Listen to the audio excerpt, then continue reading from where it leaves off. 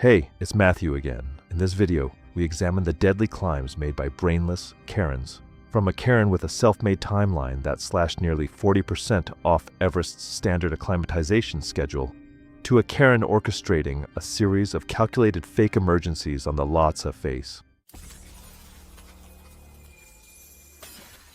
It was April 29, 2016, and the Khumbu icefall groaned in the afternoon heat. At 29 degrees Fahrenheit, meltwater trickling through the glacier was undermining ice structures that cracked and settled all through the night. Above, Siraks tilted at angles that looked like decisions waiting to be made. Vanessa Holt was 36, from Sydney, a former fitness influencer whose follower count had peaked around 85,000 and dropped to about 40,000. Everest was supposed to turn that around, but before leaving Australia, she'd set up a financial backstop. 3 overlapping adventure insurance policies from different providers, each covering evacuation and rescue costs. She believed the overlap would let her recover far more than the rescues actually cost. Her climbing Sherpa was Ang Cheering, 35 8 Everest summits, from Kunde. Known for one thing above all, he was always the first to move when someone needed help. 14 seasons of rescue work at altitude. That instinct was exactly what Vanessa was counting on. The first staged emergency came at Camp 1. Vanessa reported severe abdominal pain. A helicopter was called. She got flown to Kathmandu, examined, and they found nothing wrong. She filed an insurance claim within 48 hours and was back at base camp 3 days later. The second came at Camp 2. She hyperventilated on purpose and put on symptoms that looked like early-stage pulmonary edema. The expedition doctor found no fluid in her lungs but couldn't rule out early HAPE at that altitude. She got evacuated again. Second claim filed. Ang Cheering helped with the Camp 2 response, hauling supplemental oxygen across the glacier to the landing zone, adding wear on his body during an already brutal season.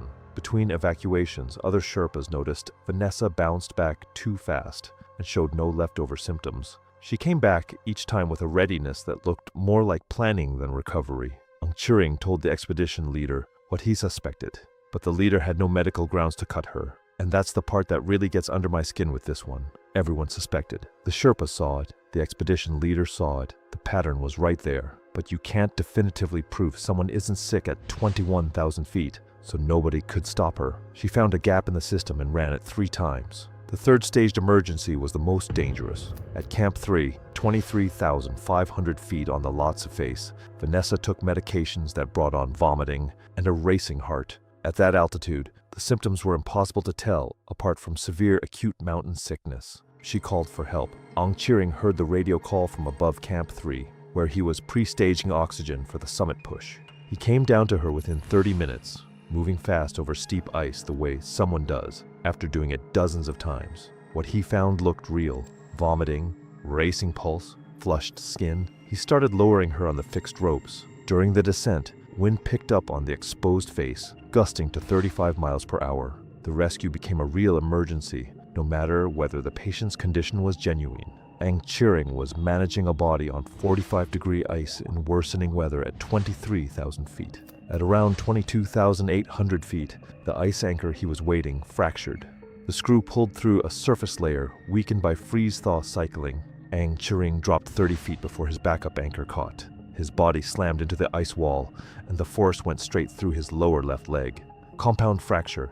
Tibia and fibula both snapped, bone showing through his climbing suit. Bone through the suit. And what kills me is this is a man who was pre-staging oxygen for other people when that radio call came in. He wasn't even supposed to be on that section of the face. He went because that's what he always does. Vanessa still clipped into the lowering system, slid 50 feet before the rope caught her. She slammed into a rock, outcropping at speed. The impact fractured her pelvis, broke ribs, and ruptured something internal. A second rescue team got to them within 2 hours. Ang Cheering, conscious with his leg shattered, talked the arriving Sherpas through the anchor setup. Which screws were holding, which ropes were loaded, how to get Vanessa off the face without collapsing what was left. They got Vanessa down to Camp 2 by nightfall. The internal bleeding had been working for hours. Her skin was gray, her pulse weak, her breathing shallow. Conditions wouldn't allow a helicopter until morning. She died in the medical tent at Camp 2 before dawn. She was 36. Her third emergency on Everest was the only real one, and it killed her. The 2 insurance claims she'd already filed triggered a review. Both insurers, investigated and denied coverage. The full scope of the fraud came out in the weeks that followed. Ang Chiring went through 3 surgeries in Kathmandu over 6 months. The fracture healed, but the joint damage was permanent. He couldn't climb above base camp anymore. 14 years of being the first to show up when someone needed help ended by someone who never needed help at all. His family lost more than half their income. Western climbers who knew him put together a fund that covered the surgeries but couldn't replace what the mountain had given him. A reporter asked him the following year if he was angry at Vanessa Holt. He said anger takes energy he was using for other things. When asked what those things were, he said he was learning to walk on flat ground the way he used to walk on ice, one step at a time, trusting the surface beneath him. I've ended a lot of these videos and moved on, but that answer is one I can't let go of. Learning to walk on flat ground the way he used to walk on ice. 14 years on that mountain, and that's how it ends. 6 climbers, 6 lies, and the people who paid the highest price weren't the ones who told them.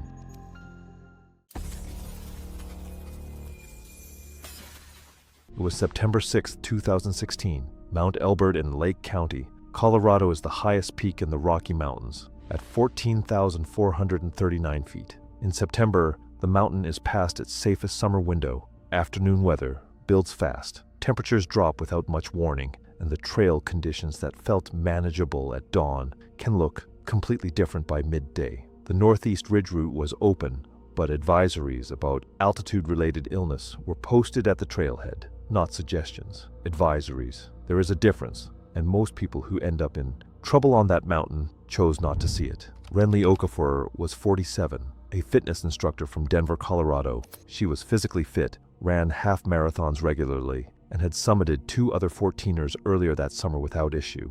That track record seemed to be the entire basis of her confidence going into this climb. I've heard this before. Prior success at altitude does not guarantee the same outcome every time, and fitness level has very little to do with how your body responds to elevation. She came with a group of 3 but made clear from the start she intended to push her own pace. She had not acclimatized above 10,000 feet in the weeks leading up to the climb. Altitude doesn't care about fitness level. That's the part most people get wrong. The assumption is that if you're in good shape, your body will handle elevation. But acclimatization is a separate process entirely, and skipping it creates a physiological risk that no amount of cardio training compensates for. The danger is that the early warning signs overlap almost completely with normal exertion. A headache, some nausea, fatigue, which makes them easy to dismiss, especially in someone who is used to pushing through discomfort. Which makes me think, how many people have been on that mountain with those exact symptoms and just kept going, never knowing how close they were cutting it.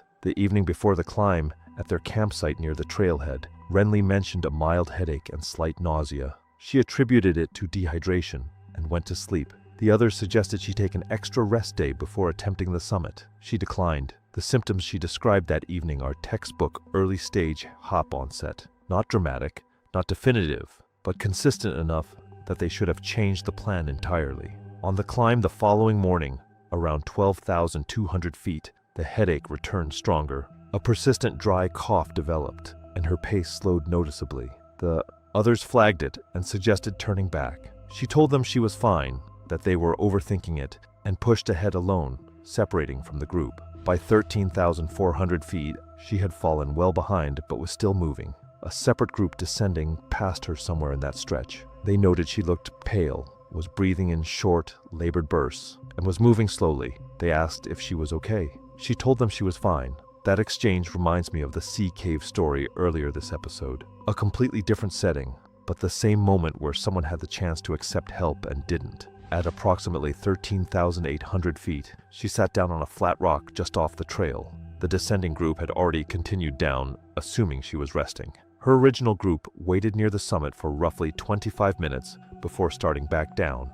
When she didn't appear, they found her slumped against a boulder, unresponsive. Her lips had a faint bluish tint. Her breathing was labored and gurgling, the kind of sound that in severe HAPE cases is audible without any equipment and leaves little room for interpretation. She had no pulse by the time they reached her. The prior evening symptoms, written off as dehydration, had been the beginning of a process that continued through the night and accelerated with every foot of elevation she gained that morning. I might have made the same call she did, written off a headache after a long drive and a day of hiking, I think most people would, but that's exactly what makes this one difficult to sit with. The group had a cell phone with partial signal. The call connected on the third attempt. Air response was grounded by deteriorating afternoon weather, and ground teams were dispatched instead, which accounts for the delay. Responders reached her approximately 2 hours and 50 minutes after the call. She was pronounced dead at the scene. Cause of death was high-altitude pulmonary edema, progressive fluid, accumulation in the lungs leading to respiratory failure, with onset likely beginning the prior evening and accelerating rapidly, with continued exertion above 13,000 feet. Contributing factors included failure to acclimatize, dismissal of early symptoms the night before, refusal to descend when the group flagged her condition, and solo separations at high elevation. The case was ruled accidental. Her phone was recovered with a GPS track log showing her pace dropping significantly between the 12,200 and 13,400 foot waypoints, a measurable record of her body slowing down long before she stopped moving entirely. A final location timestamp placed her at 13,810 feet, logged 34 minutes before her group found her. It was May 18th, 2014, on Mount Everest's northeast ridge. The summit push was underway, with climbers moving slowly above 26,000 feet, where the air holds only a fraction of the oxygen found at sea level. Conditions were already shifting as the climbing window narrowed near the end of the season. Melissa Granger, 42, worked as a pharmaceutical sales director in Phoenix, Arizona. She had climbed a few 14,000-foot peaks in Colorado, but had no experience at extreme altitude. After receiving a large bonus at work, she booked a commercial Everest expedition. She treated the climb like a reward and often reminded others how much she had paid to be there. During the early stages of the expedition, she questioned instructions, complained about delays, and showed little trust in the guides. I noticed early on that Melissa didn't treat the climb like something dangerous. She treated it more like a service she had paid for. 3 days before the summit push, the expedition leader explained strict turnaround rules. A storm system was expected, and everyone needed to descend by early afternoon, no matter how close they were to the top. These rules were not optional. Melissa reacted negatively. She complained that the limit was too strict and suggested the team was being overly cautious. Even then, it was clear she was thinking about reaching the summit more than getting back safely. On summit day, conditions were already getting worse. Winds were picking up, and visibility was starting to drop. Melissa climbed with her guide through the night, but she moved slower than expected. By early afternoon, she was still below the summit. From what I could tell, she was already behind schedule, but she kept pushing like it didn't matter. At that point, her guide told her they needed to turn back. The weather was closing in and continuing would be dangerous. Melissa refused. She argued, saying she was too close to stop. The discussion lasted several minutes, costing valuable time. Eventually, she made her decision. She unclipped from the safety line and continued climbing alone. That moment stood out to me. It wasn't just a bad choice. It was a complete rejection of the only system keeping her alive up there. The storm arrived soon after. Winds increased sharply, and visibility dropped to almost nothing, making it difficult to see even a few feet ahead. Temperatures fell fast, sapping strength, and making every movement more exhausting. Melissa continued upward and likely reached very close to the summit, but her oxygen supply had been calculated for a safe turnaround time. By staying longer, she used more than planned, and each step became harder as fatigue and the thin air took their toll. During the descent, things went wrong quickly. Without her guide, she had no clear direction. In poor visibility, it was easy to drift off route, and at that altitude, even simple navigation becomes challenging. Climbers nearby later reported seeing someone matching her description, moving unsteadily along the ridge, struggling to stay on the narrow path while exhaustion and low oxygen overwhelmed her body. This part is where everything stacks up at once. Low oxygen, exhaustion, cold, and confusion all hit together. Melissa eventually collapsed just below the summit ridge, completely exhausted and unable to continue. Her oxygen supply was spent, and her body could no longer handle the extreme altitude, bitter cold and thin air. Every step had become a struggle, and the storm overhead reduced visibility to almost nothing. By the time the weather eased, it was already too late for help to reach her. Rescuers found her the next day, near the route, but far enough that self-recovery had been impossible. The official cause of death was hypoxia, exposure, and exhaustion, with records confirming the storm had arrived as predicted. Looking back, her death felt preventable. The plan and turnaround times had been clear, yet she chose to push on despite the obvious risks. From how it played out, it felt preventable since the plan and timing were already clear, but she chose to ignore them. The incident received little media attention, briefly noted as a climbing fatality, and while her family later pursued legal action, it did not change the outcome. Ultimately, the mountain responds only to careful decisions and respect for its limits, not to confidence, money, or determination.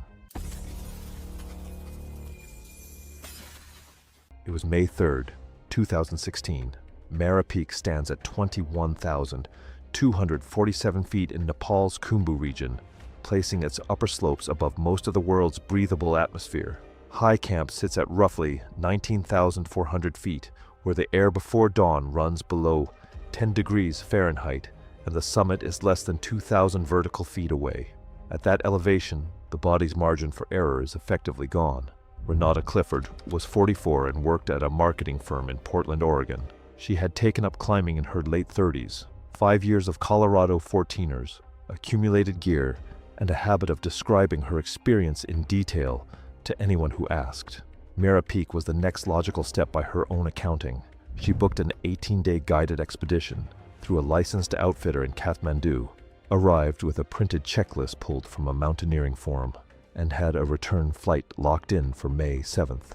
She had communicated the departure date to the outfitter before leaving Portland and treated it on the mountain the same way she had communicated it, as a fixed condition, not a preference. At 21,247 feet, oxygen partial pressure is roughly 45% of what it is at sea level. Even well-acclimatized climbers at High Camp operate with blood oxygen saturation in the low to mid-80s. High-altitude pulmonary edema develops when the lungs respond to hypoxic conditions by allowing fluid to leak into the alveolar tissue. The lungs begin filling from within. First signs are breathlessness at rest and a wet, productive cough. Confusion follows, often with the person still insisting they are fine. The window between first clinical symptoms and incapacitation is 6 to 12 hours. Supplemental oxygen slows the progression. Only descent stops it. On day 9, during an acclimatization rotation, the lead Sherpa recorded Renata's resting blood oxygen saturation at 74%, low even by high-altitude standards, and recommended a rest day before any further ascent. She pulled out her printed expedition itinerary, pointed to the summit window, and told him the schedule had been confirmed with the outfitter before departure, and that a rest day was not part of what she had paid for. He noted the exchange and said nothing further.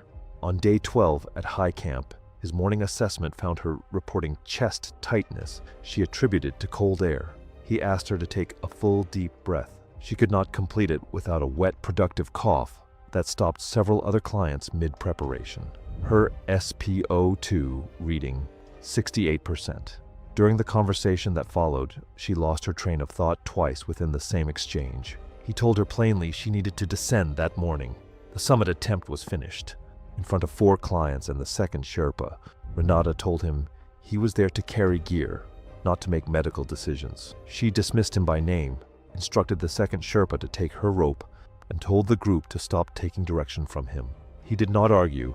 He transferred his observation log, SpO2 readings, timestamps, written assessment, directly to the second Sherpa, radioed base camp, and began his descent per protocol.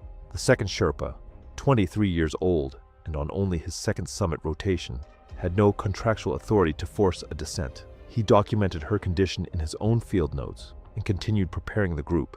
That evening, clients in adjacent tents reported a persistent wet cough from her side of camp from around 9 p.m. through midnight. After midnight, it stopped. At 5:20 a.m. on May 4th, the second Sherpa opened her tent for the summit departure call. She was on her back, unresponsive, lips faintly cyanotic, sleeping bag saturated with perspiration, despite overnight temperatures below 10 degrees Fahrenheit. He radioed base camp at 5:23 a.m. Helicopter response was denied. Aircraft could not safely operate above 18,000 feet, and the nearest viable landing zone was more than 3,000 vertical feet below. 2 clients began CPR under his direction and continued for 11 minutes. There was no response. She was pronounced dead at high camp. Cause of death was high-altitude pulmonary edema. The coroner's report, processed at a medical facility in Kathmandu, listed the 68% SpO2 reading recorded that morning as clinically consistent with end-stage pulmonary fluid accumulation. The timeline in the lead Sherpa's field log matched the coroner's findings point for point. The morning assessment, the wet cough, the confusion. What he had written at high camp became the clinical record that explained everything found in her tent 14 hours later. Both Sherpas submitted their field notes to the outfitter's internal review and a separate report filed through the appropriate foreign affairs channels. The lead Sherpa was fully cleared. The review noted that his documentation before descending was the only reason the sequence of events could be reconstructed with the precision the report required. Body recovery from glaciated terrain required 3 additional days and coordination with 2 neighboring Sherpa teams. The outfitter revised their client agreement within 6 months. A mandatory descent clause, giving the lead Sherpa unilateral authority to initiate client descent without consent in cases of clinical altitude illness presentation. The clause did not exist the morning she handed over her rope. It existed because of it. It was April 12th, 2015. The Khumbu icefall stretched ahead at 17,900 feet, a maze of shifting ice towers and hidden crevasses on the lower slopes of Mount Everest. The morning sun had already begun softening the ice, making the route more unstable with each passing hour. Meredith Tennyson was 29 years old, a travel writer from Portland who had documented budget adventures across Southeast Asia and South America. When the expedition company sent pre-trip training recommendations, she dismissed them as excessive, reasoning that she had paid for professional guides to handle the difficult parts. She arrived in Nepal having done no altitude training, no weighted pack work, and minimal cardiovascular conditioning. She had repeatedly emailed the company questioning why porter services weren't more comprehensive. The Khumbu icefall sits at the base of Everest's western Sea Badawam, a constantly shifting labyrinth where massive ice blocks balance precariously on the moving Khumbu Glacier. The glacier flows downward at roughly 3 to 4 feet per day, causing the ice to crack and collapse without warning. The route requires climbers to navigate aluminum ladders lashed together across deep crevasses, spanning 20 feet or more. The expedition leader conducted a briefing at base camp, explaining that climbers must carry their own packs through technical sections. Meredith immediately interrupted, stating she expected Sherpas to handle gear transport. The guide explained that safety regulations required self-sufficiency, but Meredith argued the policy was about cutting costs. During practice sessions, she struggled badly with ladder crossings and rejected suggestions for additional training, stating the guide's job was to get her up the mountain. On the morning of April 12th, the team departed base camp at 3 a.m. Within the first hour, Meredith fell behind, stopping frequently and demanding to know why a Sherpa couldn't carry her camera bag. By the time they reached the first major ladder crossing at dawn, she had been climbing for nearly 4 hours and was visibly exhausted. At approximately 7:30 a.m., they reached a section where 3 aluminum ladders spanned a crevasse roughly 30 feet wide. Meredith clipped in and started across, but her exhausted legs shook with each step. Halfway across, she stopped moving entirely, frozen as the ladders swayed. She remained motionless for nearly 3 minutes before reaching the far side in near panic. She sat down immediately, refusing to continue. When the guide explained they needed to keep moving as the ice was becoming unstable, Meredith snapped that she was the client and would rest as long as she needed. After 15 minutes, they continued upward. At 9:15 a.m., another crossing took nearly 8 minutes. Once across, she blamed the guide for pushing too hard. The guide made a radio call, and the decision was made to descend back to base camp. At 10:45 a.m., while descending, Meredith unclipped from the fixed rope and wandered roughly 15 feet to the side to photograph the route. The guide immediately called for her to return. She ignored him, taking 3 more steps onto what appeared to be solid ice. The surface collapsed beneath her, and she dropped through a hidden snow bridge into a crevasse, falling approximately 40 feet before wedging between the narrowing ice walls. The guide immediately radioed for help and anchored himself at the edge. 2 Sherpas arrived within 30 minutes with rescue equipment. One Sherpa was lowered into the crevasse and found Meredith wedged at the shoulders, semi-conscious and bleeding from a head wound. They rigged a complex pulley system and spent over 90 minutes extracting her. She emerged with frostbite on her exposed right hand, severe exhaustion, a head injury, and signs of hypothermia. She could not stand without support. The descent to base camp took nearly 5 hours. By 4 p.m., Meredith had stopped responding to questions. At 4:50 p.m., roughly 200 yards from base camp, she collapsed completely. The team carried her the remaining distance, but she had stopped breathing by the time they reached the medical tent. Resuscitation attempts continued for 40 minutes without success. The medical officer determined that Meredith had died from a combination of head trauma, severe hypothermia, and cardiac arrest. The fall had caused a skull fracture and significant blood loss, while her core temperature had dropped to critical levels during the extended period. Wedged in the crevasse, the extended time at altitude without proper acclimatization, combined with physical trauma and extreme cold, had overwhelmed her body's ability to survive. The official cause of death was listed as traumatic injuries and hypothermia sustained in a crevasse fall. It was April 22, 2018, and the trail above La Bouche wound through terrain dotted with memorial cairns, stone pyramids for climbers who never came back. The air at 16,000 feet made conversation tough on the uphills, and the afternoon clouds rolling up the valley brought a damp cold that got into your clothing and stayed. Paige Dunnigan was 52, a petroleum executive from Houston, and she moved slowly at the back of her group. Tall and solid, she carried herself like someone used to. Authority, but altitude was stripping that away. Her breathing ran heavier than the other clients. Her rest stops came more often, and her complexion had a grayish tone that her climbing Sherpa picked up on before anyone else. Furba Concha was 29 with 4 summits, young for that number. He'd grown up in Rolwaling and finished a high-altitude medicine program run by a climbing NGO. The training taught him to read signs that most Sherpas picked up through instinct rather than clinical knowledge. He watched Paige closely from day one. Paige's medical clearance was forged. 2 years earlier, she'd had angioplasty. She was on daily cardiac medication. She had paid a cardiologist in Houston to sign a letter certifying her fit for extreme altitude with no issues. Furba noticed the pills first. Every morning, taken in secret from unmarked bottles. On the first rotation, Paige's oxygen saturation dropped lower and bounced back slower than it should have.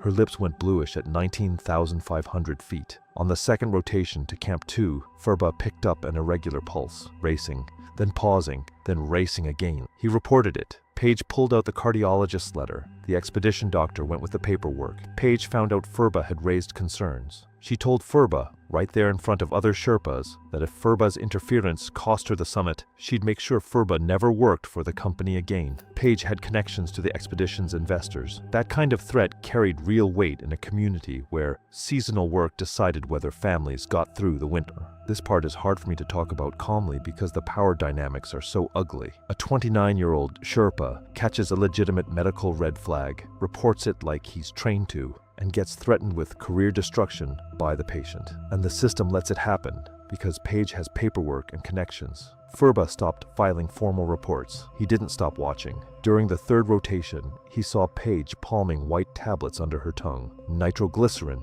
for acute cardiac relief. Summit push, May 20th. Paige got to Camp 4, gray-faced, breathing hard even on supplemental oxygen. They left at midnight. She climbed slowly but steadily, reaching the balcony at 27,600 feet, nearly an hour behind the group. Above that, her pace fell off even more. Each step took visible seconds of effort. At around 28,100 feet, Paige pressed her hand to her chest. She doubled over her ice axe. Her breathing became shallow and erratic. She collapsed onto the fixed rope. The cardiac condition her forged documents had hidden finally met the altitude, cold, and exertion it needed. Furba went through Paige's pack looking for emergency meds and found everything the clearance letter denied: beta blockers, nitroglycerin, aspirin, a pulse oximeter, a full cardiac pharmacy, 28,000 feet. She carried the evidence of her own lie the entire climb and still handed over that forged clearance. I genuinely don't know what to do with that level of denial. Furba attempted chest compressions at 28,000 feet in the dark on a steep slope. The altitude made it nearly impossible.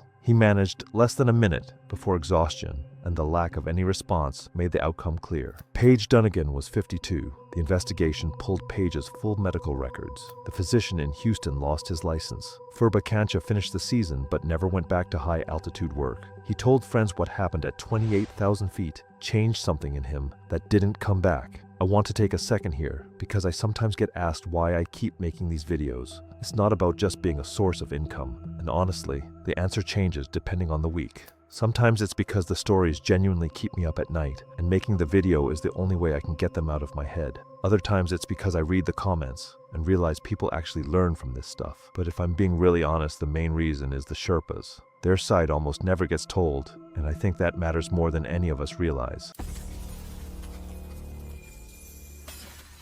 It was October 3rd, 2013. The Central Oregon coast near Cape Perpetua was deep into its fall swell season. Wave heights averaging 10 to 14 feet, with surge activity inside the coastal cave systems running far higher than anything you'd see in summer. Several cave access points along the Headland Trail had informal rope barriers and posted warnings put up by local trail volunteers, in place since late September. Tamsin Vorhel was 45, a travel blogger from Eugene, Oregon. She made her living documenting outdoor destinations, trails, coastlines, hidden spots most people never found. She had visited this stretch of coast once before, during summer, when the water was calm and the caves were accessible. That single visit seemed to be the entire basis of her confidence. She had no technical understanding of tidal surge behavior, no knowledge of how enclosed cave systems amplify wave energy, and no real reason to be there that day beyond wanting content for a post she was working on. She drove out alone, camera in hand, and had already decided the closures were an overreaction before she even got out of the car. Sea caves along this part of the Oregon coast are deceptive. The cave mouths face outward toward open water, and on the surface the ocean can look relatively settled, even when a surge set is building offshore. Inside the cave, the geometry changes everything. The walls narrow, the ceiling drops, and the incoming water has nowhere to go but forward and up. Surge events in these formations can push 40 feet or more into the cave interior in a matter of seconds, with enough force to move a person like debris. I've covered water-related deaths before, and the ones that happen in enclosed spaces are always the ones that move fastest. A volunteer doing a routine trail check happened to be near the barrier that morning. He had already noted a surge pushing 30 feet into that specific cave entrance earlier during his check. When Tamsin approached the rope barrier, he told her directly that conditions were dangerous and that the closure was active. She didn't engage with it seriously. She ducked under the rope and moved down the rocky approach toward the cave entrance without looking back. Which makes me wonder, at what point does someone hear a warning like that and still decide they know better? She wasn't uninformed. She was told clearly by someone standing right in front of her. She just didn't care. She made it approximately 35 feet inside the cave before the surge hit. There's no dramatic buildup with these events. The water doesn't announce itself. It rises fast from below and drives forward with compressive force that most people have never experienced and can't physically brace against. The wave pushed 40 feet into the cave. She was lifted off her feet and thrown into the back wall with significant force. The impact alone, her body against wet rock at that velocity, was enough to fracture ribs on her left side and cause pulmonary contusion to the underlying lung tissue. The water receded. 18 seconds later, a second surge came through and pulled her back toward the cave mouth, where she became lodged face down in a narrow rock channel at the base of the entrance, partially submerged in pooled water. The volunteer witnessed the first surge from the trail above and called for help within 2 minutes. Responders couldn't enter immediately. Active tidal conditions made access dangerous, and they had to wait for a lull between surge sets before anyone could safely move the inn. It took approximately 2 hours and 10 minutes from the time of the call before her body could be reached. I think about that window a lot. 2 hours where nothing could be done, and everyone knew it. Tamsin Vorhel was found face down in the rock channel, partially submerged. The cause of death was drowning. The blunt thoracic trauma from the initial wall impact, the rib fractures and pulmonary contusion was listed as a contributing factor, as the lung injury would have severely compromised her ability to keep her airway clear during the receding surge. She was likely incapacitated before the water even pulled her back out. The case was ruled an accidental death. The volunteer's trail log from that morning documented the earlier surge activity and his direct warning to her before she entered. That record became the primary basis for the official findings. Her camera was recovered intact in a tidal pool near the cave mouth, the last image timestamped 4 minutes before the surge. It was May 23, 2017, at the Hillary Step on Mount Everest's southeast ridge. This narrow section sits high above 28,000 feet and forces climbers to move one at a time. That morning, a long line had formed, with dozens of climbers waiting for their turn to pass through. Linda Carver, 39, worked as a social media influencer and fitness coach in Los Angeles, California. She had climbed several well-known peaks before, mostly documenting them for her online audience. Everest was her biggest project yet, and much of her climb was tied to sponsorships and content expectations. Throughout the expedition, she often focused on delays, posting about things slowing her down and getting in the way of her progress. From what I saw, she treated the climb like something she needed to capture and complete, not something that required slowing down and adjusting. The Hillary Step is one of the most technical parts of the route. Climbers rely on fixed ropes to get up safely, and there is no space for passing. Everyone has to wait, no matter their experience or fitness level. At that altitude, waiting itself becomes dangerous because it drains oxygen and energy. Before the summit push, guides made it clear that delays were likely and that patience would be necessary. Linda didn't take that well. She showed frustration early and pushed to move ahead of others. She believed she could get through faster and didn't see why she had to stay in line. By the time she reached the base of the Hillary Step, the line had already grown long. Climbers were moving slowly but steadily. Linda became increasingly impatient as the wait stretched on. She checked her phone, looked ahead repeatedly, and complained about how slow everything was moving. At that point, it was obvious she wasn't willing to wait, even though everyone else had no choice. After waiting for about 45 minutes, she lost patience and decided to take matters into her own hands. Rather than staying safely clipped into the fixed rope as everyone else was doing, she moved off the main route. She carefully stepped onto exposed terrain in an attempt to pass several climbers ahead of her, thinking she could move faster on her own. The area she entered was treacherous, completely unprotected, with loose rock underfoot and a sheer drop stretching thousands of feet below. Her guide immediately shouted for her to stop and return to the secured line, warning her of the extreme danger, but she ignored the instructions and continued onward, focused only on getting ahead. From where I stood, it looked rushed. She was trying to move quickly in a place where every step needs to be controlled. As she carefully made her way across the slope, her footing suddenly gave out. The loose rock beneath her crampons shifted unexpectedly, and with no rope attached to catch her, there was nothing to stop the fall. In a heartbeat, she slipped and began sliding uncontrollably down the steep ice and rock. The slope was far too steep to recover, and the icy surface offered no friction to slow her momentum. Within seconds, she was accelerating, moving dangerously close to the edge. Other climbers could only watch in horror as she disappeared from view almost instantly, helpless to reach her or intervene.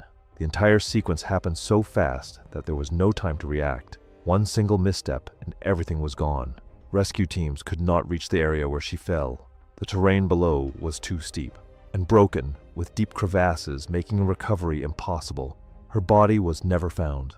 The cause of death was recorded as a fatal fall after leaving the secured climbing route. Her phone and camera were later recovered near the Hillary Step, confirming her position and timeline. From how it happened, it felt preventable. The route was clear, and the system was there for a reason, but she chose to go around it. The incident received wide media attention because of her online presence. Her last post focused on pushing limits and reaching the summit, but the situation on the mountain did not match that mindset. In the end, the conditions didn't adjust to urgency or pressure.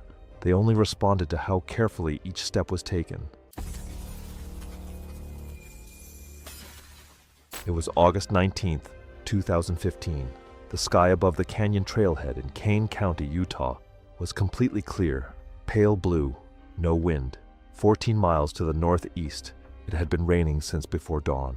Patrice Cannell was 46, worked part-time at a copy center in Denver, and lived alone in a rented apartment. The private canyon tour she had booked 6 months earlier, $650, paid in full, had been covered with money, borrowed from her older brother under the understanding it was for transmission repairs. In the weeks before the trip, she had told co-workers she had invested heavily in a private excursion, emphasizing the private booking over the standard group rate. She arrived that morning with her gear already on, a printed itinerary in hand, one water bottle, and no communication device. Slot canyons in southern Utah are drainage corridors carved entirely by water, sitting below the surrounding terrain. Upstream basins can channel precipitation from miles away into a narrow corridor within an hour with no visible surface indication at the entry point. In closed sections, walls rise over 80 feet and passages narrow to 2 or 3 feet with no high ground, no exit, and no audible warning before a pulse arrives. Operators must suspend all tours under permit when upstream gauges cross defined thresholds. That morning, the threshold had been crossed by 7:45. The evening before, Patrice had called the tour office to confirm her departure. A staff member explained that tours could be suspended if overnight gauge readings reached threshold levels. Patrice told her to note in the booking that general weather advisories did not apply to private tours. The call was logged. Patrice arrived at the office at 8:40 a.m. The lead guide explained the cancellation and pulled up the upstream gauge reading on the monitoring system. He walked her through how a storm miles away produces a flood at the canyon floor with no surface indication at the entry point. She told him the sky was clear and that she did not find the explanation credible. She stated she had paid for a private booking and had waited 6 months. When he held the cancellation, she asked to speak with his supervisor. The owner reviewed the same gauge data and supported the guide without qualification. She turned back to the guide and told him he was the reason the industry was falling apart. He returned to his desk and wrote a formal incident report. The timestamp, 8:57 a.m. She was still in the building when he finished it. On her way out, she took the paper trail map from the display rack near the door. A hiker at the public trailhead parking area later reported seeing a woman, matching her description, enter the canyon mouth alone at approximately 9:20 a.m. At 9:51 a.m., a second surge was recorded at the upstream gauge station, and the flood pulse entered the drainage from the northeast. Based on her entry time and walking pace, Patrice had most likely reached a closed section of the corridor. Walls above 80 feet, passage narrowing to a few feet across, no accessible exits for nearly half a mile in either direction. The pulse moved through at an estimated 15 to 17 miles per hour. Her day pack was recovered the following day, wedged into a wall crack 14 feet above the canyon floor, carried there by the water, not placed. At approximately 9:55 a.m., the hiker at the parking area heard a sustained low rumble from inside the canyon, continuous and directional, unlike anything produced by weather. He moved to the trailhead and waited. She did not come back out. He called for help at 10:02 a.m. The cause of death was listed as drowning, consistent with flood inundation in an enclosed corridor. The coroner found no injuries predating the flood event. Her body was recovered 2.1 miles downstream the following morning, where the canyon opened into a broad wash. The tour operator submitted the guide's incident report alongside the gauge monitoring log, the prior evening's call log, and her original signed liability waiver. The operator was fully cleared. The case was closed. Patrice's brother was contacted as next of kin. When the circumstances were relayed to him, he told the officer he had not known she went to Utah. He said he had thought the money was for transmission repairs. It was May 19th, 2018. Camp 3 sat at 23,500 feet on the Lhotse face, a collection of small tents anchored to platforms carved into steep ice. The wind had died to a whisper, and the afternoon sun beat down with surprising intensity despite the altitude and cold. Rachel Dunmore was 31 years old, a competitive triathlete from San Diego who had completed 3 Ironman races and numerous shorter events. She approached Everest as an endurance challenge, similar to triathlon, spending 8 months on cardiovascular training at maximum effort. She had climbed Rainier and Denali in the 2 years prior, maintaining her normal training schedule both times and performing well. She arrived in peak physical condition, with a resting heart rate in the low 40s, and openly criticized other climbers who followed rest protocols, stating altitude problems were due to poor fitness and that people used altitude as an excuse for being out of shape. At altitudes above 20,000 feet, the human body enters progressive deterioration, regardless of fitness level. Extreme oxygen deprivation forces the cardiovascular system to work at maximum capacity simply to maintain basic function. In some individuals, this causes inflammation, irregular rhythms, or sudden cardiac arrest. Physical exertion multiplies cardiovascular strain exponentially. During the trek to base camp, Rachel ran sections of trail and did bodyweight exercises at each lodging stop. At base camp, she ran to the icefall and back while others rested. The expedition leader explained that unnecessary exertion consumed energy reserves needed for the upper mountain. Rachel dismissed this, stating her body's needs were different and that standard protocols were designed for people who didn't understand proper training. She suggested the company's conservative approach was holding back stronger clients. During the first rotation to Camp 1, Rachel spent rest periods doing mobility work instead of recovering.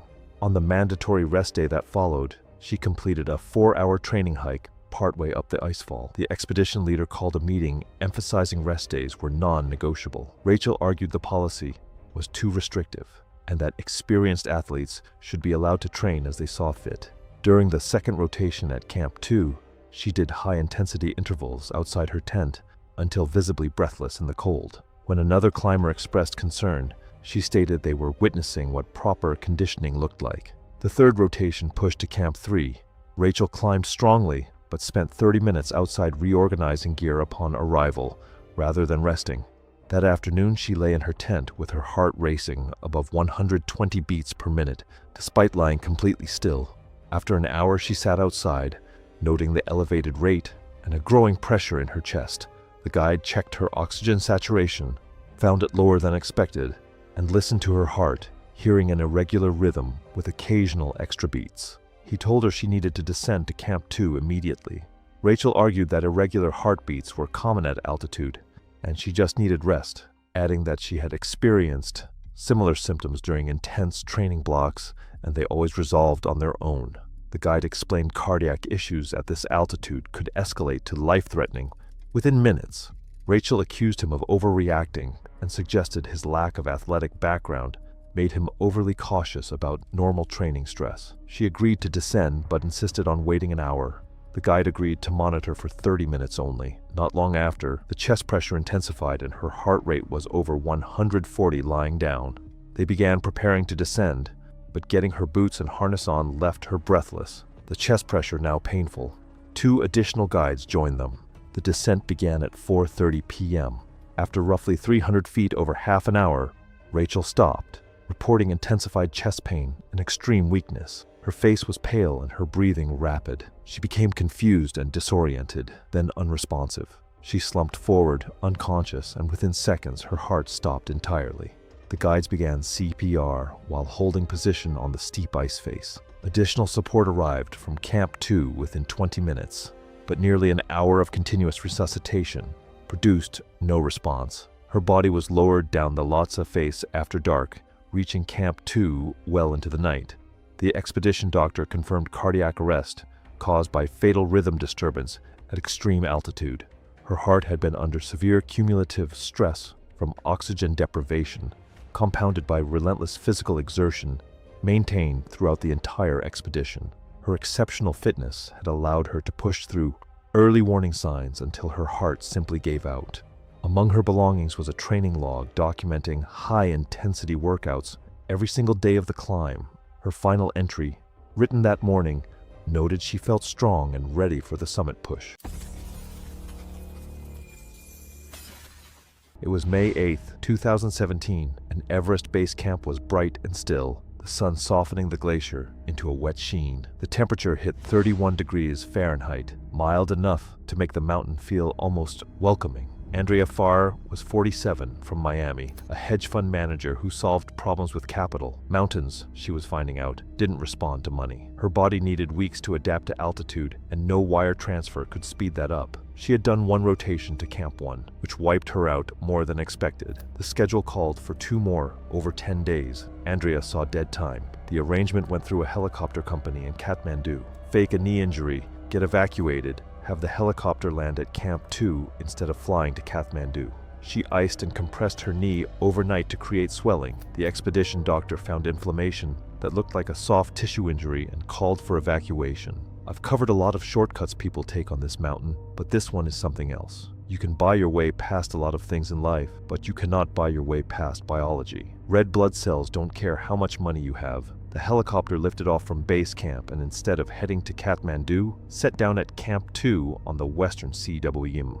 Cash to intermediaries ensured the flight log listed a weather diversion near Farich. Andrea stepped onto the glacier at 21,000 feet with a body that had spent one night above 19,000. Her blood hadn't adapted, her lungs hadn't adjusted, her brain hadn't recalibrated. Every system still thought it was at sea level. Sonam Rinjing, 31, her assigned climbing Sherpa with 6 summits, came up with a regular rotation the next day and found Andrea already in her tent. The knee looked fine. Sonam checked with base camp, confirmed the story, and reported what he saw. This woman had not acclimatized. Taking her higher was a medical risk. Andrea waved it off and reminded everyone what she'd paid. They let her try for Camp 3 with close monitoring. At 22,500 feet, altitude her body had zero adaptation for, she got hit with a crushing headache. Her coordination fell apart. Her crampon placements were sloppy. Sonam watched her responses come slower, watched her eyes glaze over, watched acute mountain sickness speed toward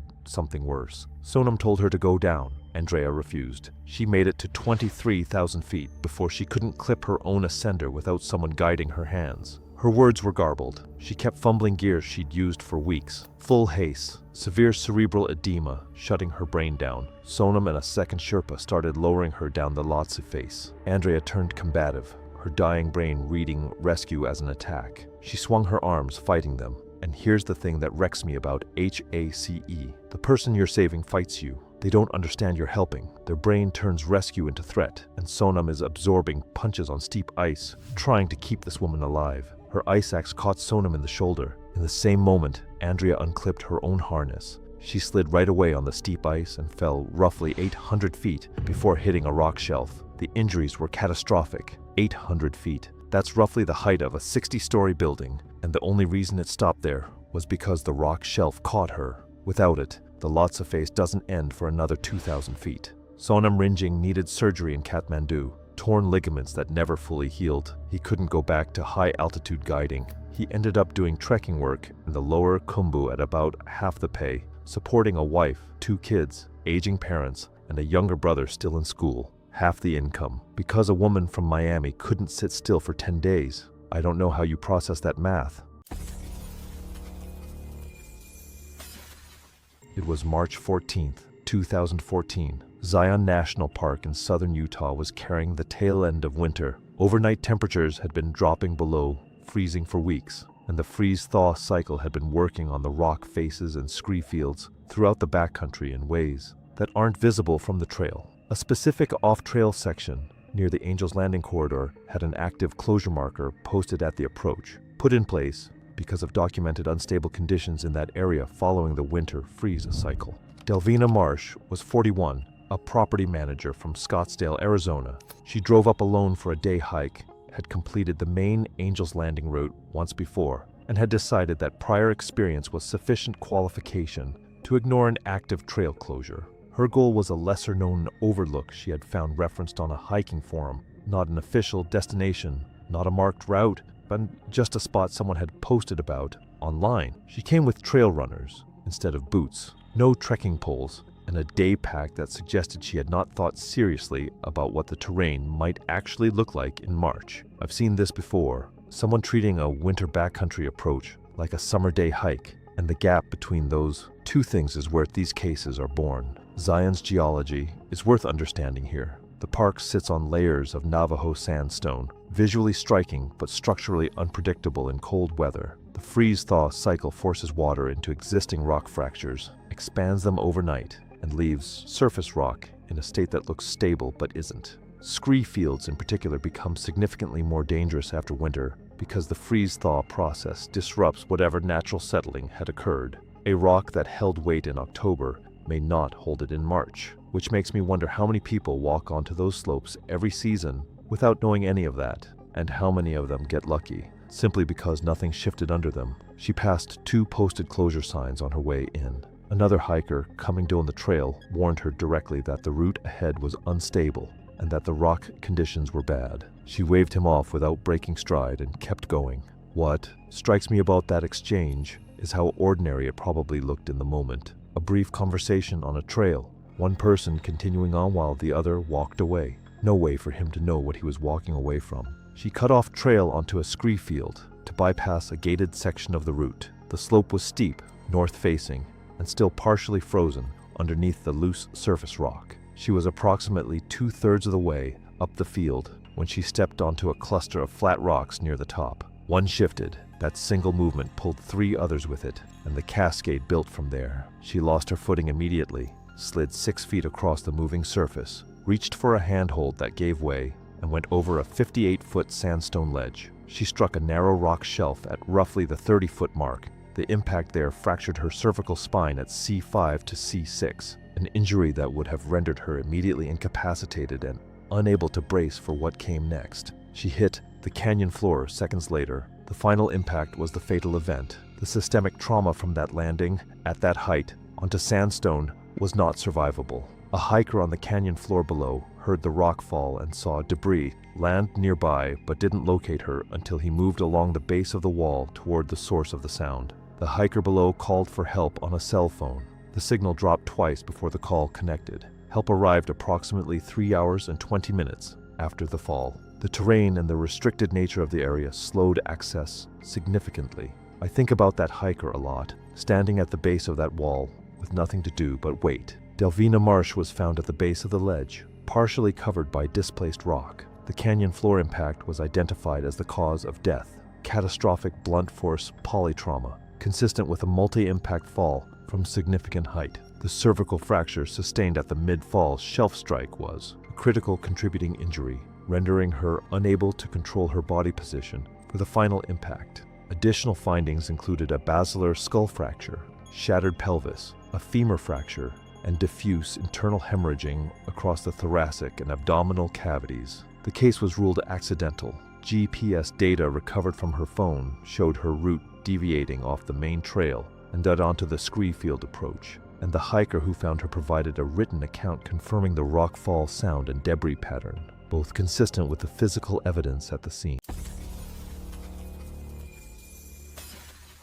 It was April 14th, 2015, at Mount Everest Base Camp in Mount Everest, Nepal. The spring climbing season was just beginning, and teams were preparing for the long acclimatization process before any summit attempt. Ziel Venske, 50, worked as a senior vice president of operations for a multinational company based in Miami, Florida. She had climbed peaks like Mount Rainier and Denali, but she had never stayed above 20,000 feet for long periods. After receiving a promotion, she booked the Everest expedition and treated it like a goal she needed to complete efficiently.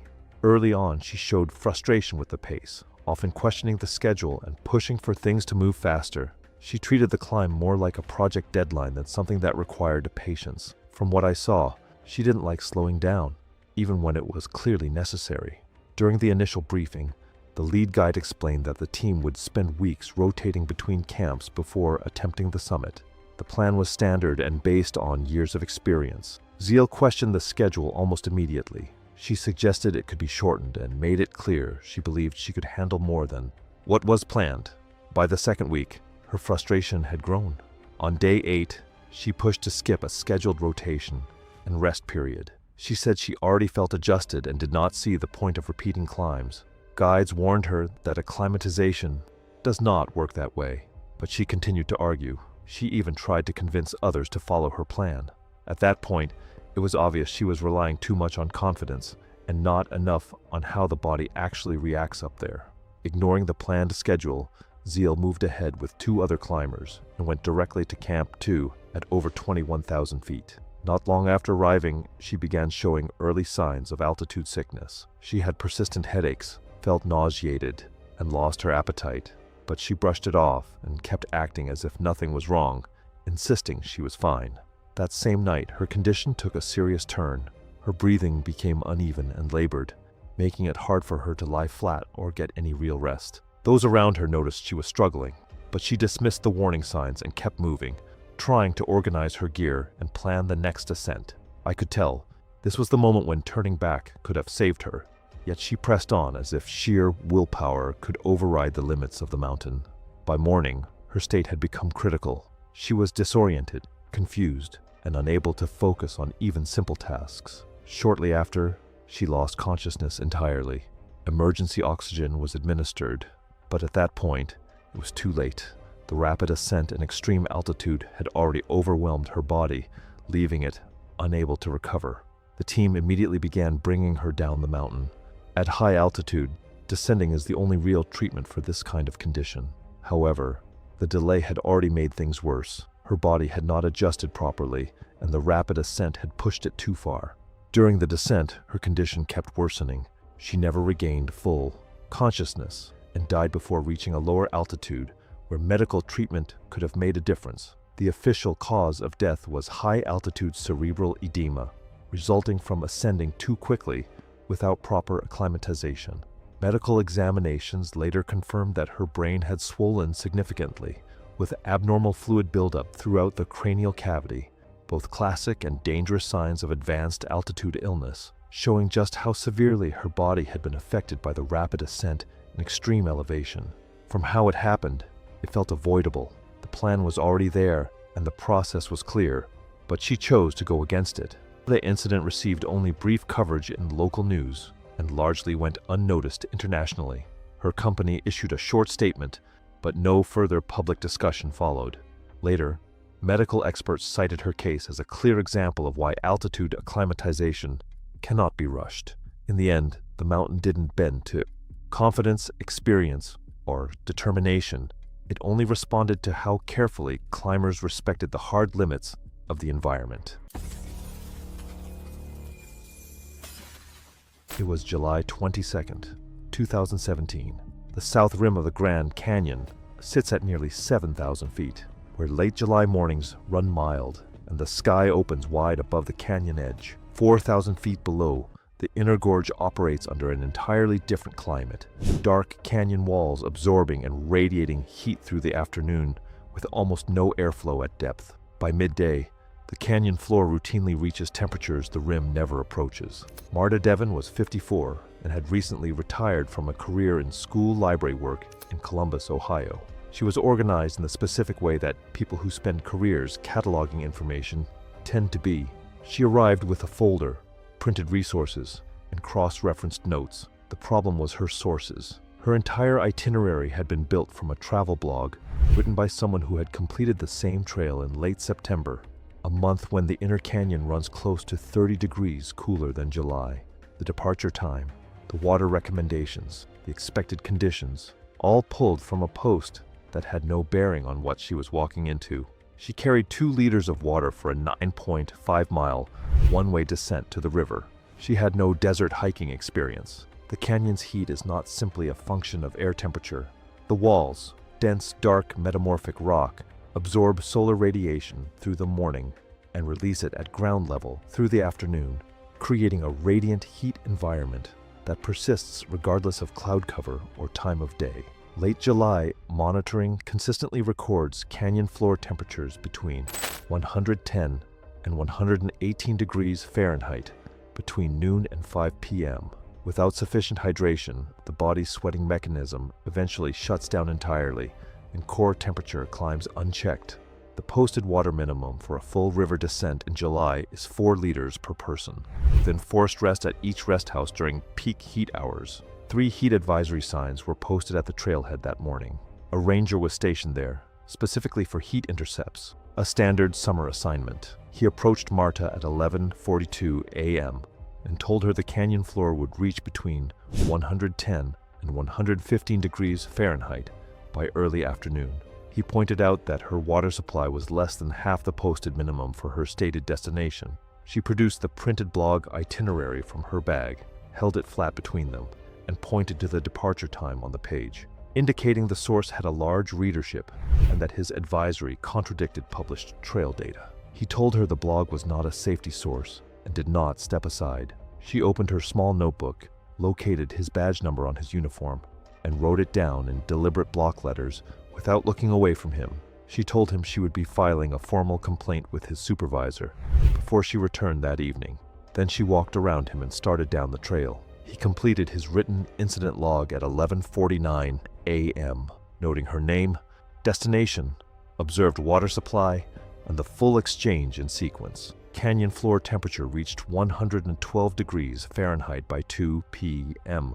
Her personal GPS unit showed her last recorded movement at a point 0.3 miles below the 3-mile rest house at 2:17 p.m., with no movement after that timestamp.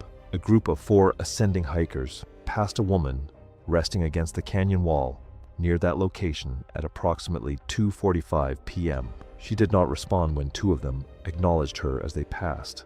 They assumed she was resting and kept moving. A second group of 2 hikers found her unresponsive on the trail at 3:30 p.m., roughly 80 feet from where the first group had seen her.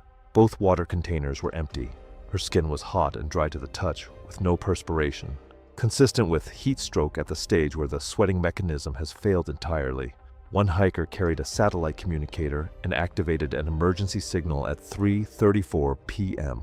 A rescue team was inserted to the nearest accessible point and reached her at approximately 4:15 p.m. Field assessment indicated core temperature above 106 degrees Fahrenheit. She was packaged, airlifted to the rim, and transferred by ground to a medical facility. She was pronounced dead that evening. Cause of death was listed as hyperthermia. Core temperature at admission was 107.2 degrees Fahrenheit. Contributing factors included midday descent in extreme ambient heat, critically insufficient water supply, and no rest or turnaround behavior recorded at any point along the route. The ranger's incident log, time-stamped 11:49 a.m., 2 hours and 28 minutes before her GPS stopped, was submitted alongside the GPS track data and witness statements from both hiker groups. He was fully cleared. Evidence returned to next of kin included the GPS unit, 2 empty water bottles, the printed blog itinerary, and a small notebook open to the first page, where his badge number was written in large, careful block letters. It was the last thing she had written. It was May 3, 2014. The Khumbu Icefall loomed above base camp at 17,900 feet, its chaotic maze of ice towers and crevasses representing the first major obstacle on the route to Everest's summit. The pre-dawn darkness was absolute, broken only by the headlamps of climbers beginning their ascent. Judith Rothwell was 48 years old, a recent divorcee from Greenwich, Connecticut, whose 22-year marriage had ended acrimoniously 8 months earlier. Her ex-husband had said during their final argument that she had never accomplished anything on her own.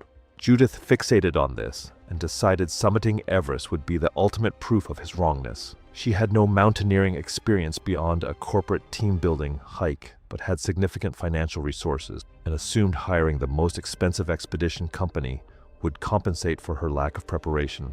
She spent 3 months doing sporadic gym sessions and 1 weekend hiking before departing for Nepal. When the company sent pre-trip training requirements, she responded that she was paying premium rates and expected the guides to handle everything. The Khumbu Icefall is a frozen waterfall of glacial ice descending 2,000 feet, moving downhill at several feet per day and constantly reshaping itself. The route requires navigating aluminum ladders across crevasses while carrying packs weighing 30 to 40 pounds, demanding upper body strength, core stability, and cardiovascular endurance. During the pre-expedition briefing, the lead guide explained that climbers must carry their own packs through technical sections. Judith immediately interrupted, stating she had paid premium rates and expected Sherpas to handle all gear. The guide explained safety regulations required self-sufficiency. Judith argued loudly that other companies offered full porter service and accused the company of false advertising, threatening negative reviews if the policy wasn't changed. The expedition included 3 days of training. Judith struggled badly, showing poor balance and falling twice during practice. When the guide suggested she reconsider the expedition, given her lack of experience, Judith demanded to speak to management and insisted the guide's job was to get her to the summit regardless of her skill level. On May 3rd, the team departed base camp at 2:30 a.m. Judith immediately fell behind. Within the first hour, she demanded a Sherpa carry her pack, becoming hostile when told it was impossible, and complained the company had deliberately misled her about the difficulty. By the time they reached the first major ladder, crossing at dawn, she had been climbing nearly 4 hours and was exhausted. She froze at the ladder's edge while other groups backed up behind them. After 15 minutes, she finally crossed, taking nearly 10 minutes to complete it. The team continued upward. Judith's pace deteriorated to roughly 100 feet every 20 minutes. By 9 a.m., they had covered less than half the distance to Camp 1. At a near vertical ice wall, Judith attempted to climb but lacked the strength. After 3 attempts, she sat down and stated she could not continue, blaming the guide for failing to provide adequate support. The guide radioed for 2 Sherpas from base camp, a wait of at least 2 hours. Judith sat silently, no longer responding.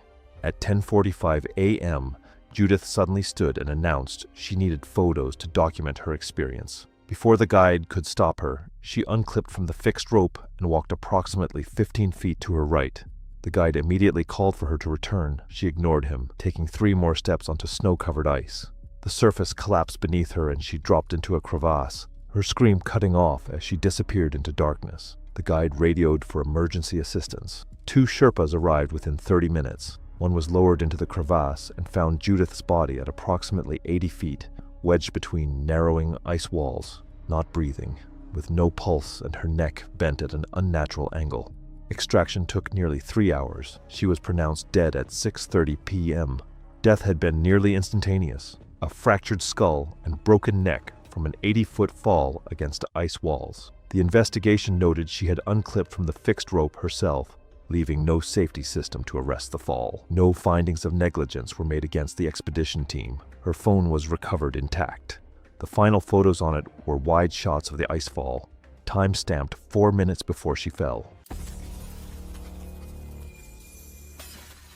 It was May 17, 2016, and the pre-dawn cold at Camp 3 on the Lhotse face held at -20 degrees Fahrenheit. The camp clung to a narrow shelf chopped into the ice at 23,500 feet. Tents anchored by screws driven into blue ice that creaked under thermal stress. Stacy Lusk was 44, from Scottsdale, Arizona, a real estate executive with a legitimate climbing resume. Denali, Aconcagua, multiple Himalayan trekking peaks. She had planned to climb Everest, but missed the permit deadline and lost her guiding slot. She took a discounted Lhotse position instead, accepted on paper, never intended to climb Lhotse. Her climbing Sherpa was Pemba Chotar, 33, with 7 Lhotse summits and 4 on Everest. Small in stature, but his endurance at altitude was something bigger climbers couldn't match. Throughout the expedition, Stacy kept asking detailed questions about the Everest route, where it split from Lhotse, how the ropes were set up above Camp 3, what the traverse across the yellow band looked like. Pemba figured she was just curious. Other Sherpas later called it reconnaissance. I'll be real, when I was putting this story together, the reconnaissance part caught me off guard. This wasn't impulsive. She spent weeks gathering intel on a route she was never supposed to be on. On Summit Push morning, team climbed above Camp 3 in the dark, at around 24,500 feet, where the Lhotse route continued straight, while the Everest route cut left toward the Geneva Spur. Stacy unclipped from the Lhotse line and clipped onto the Everest traverse rope. Pemba called out right away. She waved him off and kept moving. He followed and told her straight. Her permit was for Lhotse. She had no oxygen cached on the Everest route. No Sherpa support above this point. She'd be arrested on descent. Stacy told him the permit system was a money grab, and she was already past the point of turning back. She called it a money grab. I need you to sit with that. The permit system exists because people die on this mountain every single year, and the woman calling it a scam is about to prove exactly why it exists. Pemba radioed base camp. Every response said the same thing: get her off the route. He blocked the fixed rope at the yellow band and laid out the math. Her oxygen was calculated for a Lhotse summit, not the extra hours Everest would take. Without supply cached above, she'd run out. Stacy pushed past him.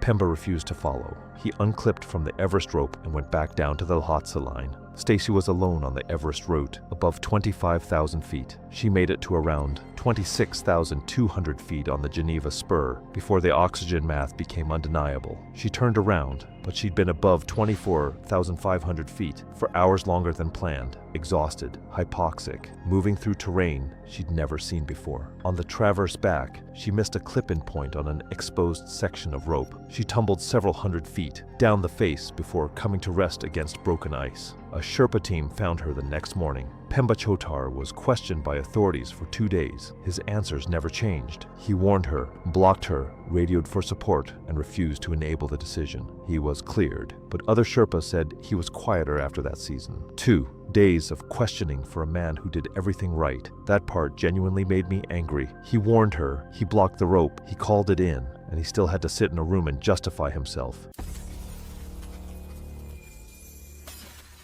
It was August 9th, 2018. Theodore Roosevelt National Park in western North Dakota was at peak summer visitation.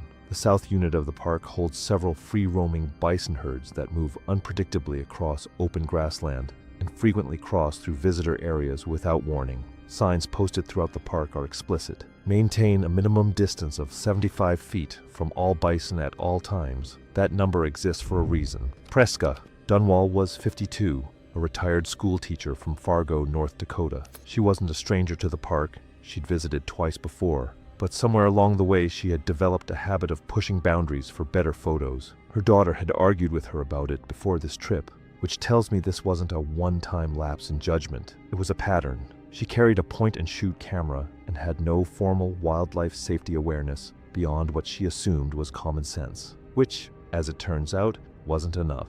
Bison are not domesticated animals performing for visitors. They are wild, unpredictable, and have been responsible for more injuries in national parks than any other animal. What makes them particularly dangerous is that their pre-charge behavior is subtle. A dropping head, a squared stance, a short bluff step forward, and by the time most people recognize those signs, the animal is already moving. At a full charge, a bison covers ground at roughly 35 miles per hour. That's about 51 feet every second. I think a lot of people picture bison as slow, heavy, almost passive, and that assumption is exactly what gets them hurt. A herd of roughly 14 bison was grazing near a pullout area that morning. Other visitors kept their distance, staying well behind the marked boundary. Preska moved past it. She closed to about 18 feet from the nearest bull, adjusting her angle for a better shot. Her daughter called out to her twice. A nearby visitor told her to back up. She waved them both off.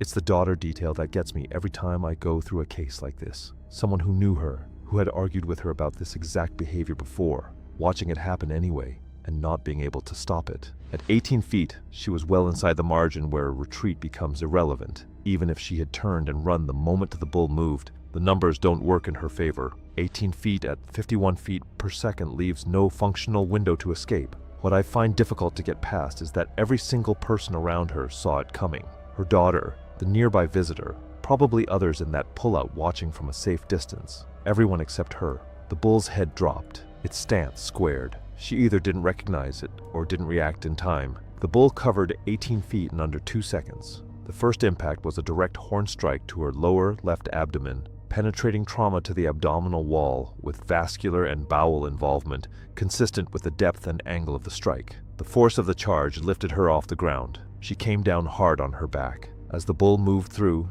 it trampled across her right leg, fracturing the femur, and a second contact point landed across her lower rib cage before the herd shifted and the animal moved off. The entire sequence lasted under 10 seconds. Her daughter and several other visitors witnessed all of it. I've read through enough of these to know that 10 seconds is about as fast as these situations go, and somehow it's always the ones with witnesses that are the hardest to process. Multiple people called for help at the same time.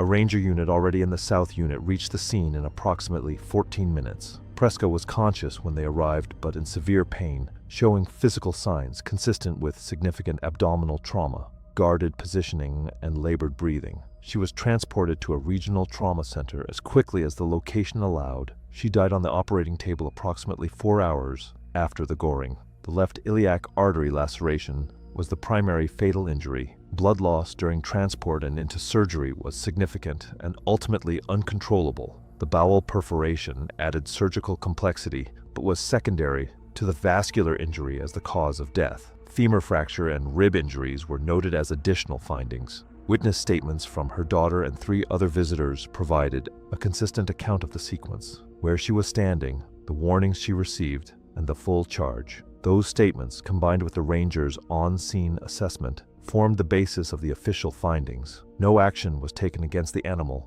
The case was ruled an accidental death. It was May 11th, 2016, at Camp 4 on Mount Everest's South Col, where climbers prepare for the final push to the summit. At this altitude, around 26,000 feet, survival depends on careful planning, especially with oxygen use. Every step and every decision has to be controlled. Karen Carranzo, 47, owned a successful oil services company in Houston, Texas. She had climbed several of the 7 summits, but mostly on guided routes with less technical difficulty.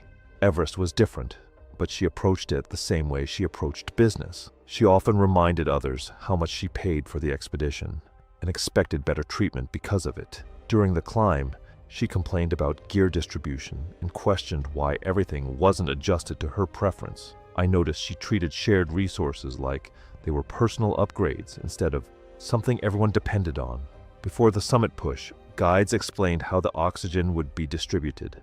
Each climber received enough for a planned ascent and descent, with emergency reserves stored separately. Karen immediately questioned her allocation. She argued that she should have more and pushed for extra bottles. When guides refused, she became frustrated and accused them of limiting her. Not long after, a disagreement started near the equipment area. Karen accused another climber of taking one of her oxygen bottles. The guides checked and confirmed that everything had been distributed correctly, but she did not accept that. The situation became tense, especially as climbers prepared to leave in the dark. It felt like she was more focused on getting what she wanted than understanding how the system actually worked. During the early hours of the ascent, Karen took an extra oxygen bottle that was meant for emergency use. She kept it and continued climbing. At the same time, she increased her oxygen flow rate above the recommended level. This made her feel stronger, but it also meant she was using her supply much faster than planned. As she climbed higher, everything seemed fine at first. She moved steadily, reaching key points ahead of schedule, and the extra oxygen made her feel strong and capable. But that boost came at a cost. Her supply was depleting faster than expected and was never intended to last the entire descent. By the time she reached the summit late in the morning, one bottle was nearly empty, leaving almost no margin for error. At 29,000 feet, even small delays became dangerous. Each breath demanded more effort, and fatigue began to make her movements sluggish and unsteady. On the descent, the situation deteriorated quickly. Her oxygen levels dropped at a critical pace, and her body started to shut down. Disorientation set in, and she struggled to maintain balance on the narrow, icy ridges, every step becoming riskier than the last. Her reaction slowed, making every step riskier. Nearby climbers tried to assist, offering oxygen or helping with footing, but the environment made sharing supplies difficult and dangerous. The combination of low oxygen, exhaustion, and exposure left her extremely vulnerable as she attempted to descend. From what I could tell, everything caught up to her right there. The extra oxygen earlier made her feel strong, but it left her with nothing when she actually needed it.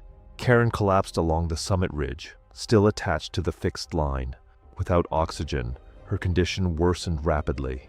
The extreme altitude made any rescue attempt difficult, and there were no extra supplies nearby to stabilize her. She died a few hours later, before help could reach her. Her body was found the next day, and her empty oxygen bottles confirmed what had happened. The cause of death was severe hypoxia and exposure, directly linked to how her oxygen was used during the climb. From how it played out, it felt preventable. The system was already in place, and the limits were clear, but she chose to work around them.